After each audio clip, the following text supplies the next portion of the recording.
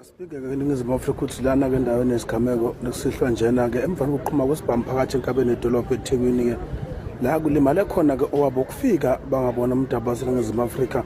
Kubonakala-ke abangabokufika emazweni angaphandle benkanise bonke la emgwaqeni ukuzobheka isimo ukuthi-ke sihamba kanjani.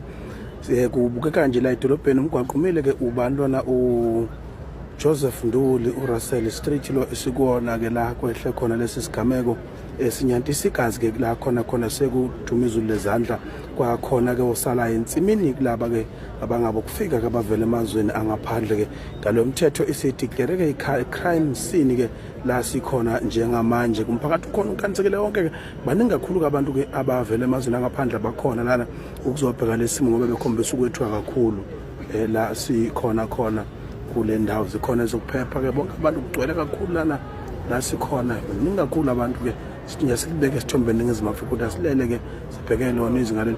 Kuyaqala-ke ukuthi kube khona ukuzwakala kwezulu lezandla maphakathi enkabeni edolobha eThekwini into engajwayelekile-ke lena ukwenzeka.